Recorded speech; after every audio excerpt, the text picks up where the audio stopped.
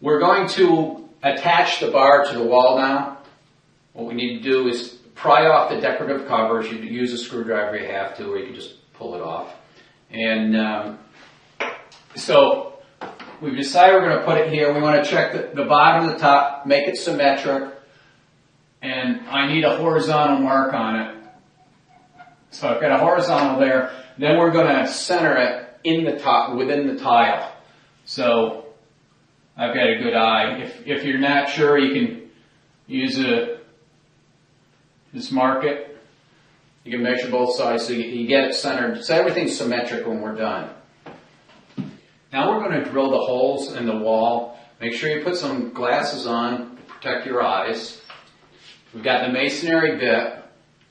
We're just going to line it up. We've got this on high speed. We'll drill through the tile. Now I've marked only one hole rather than both of them in case we're off a little bit on this one, off a little bit on the other one. It will compensate. So we're going to drill this one first, put the bar on, and mark the bottom.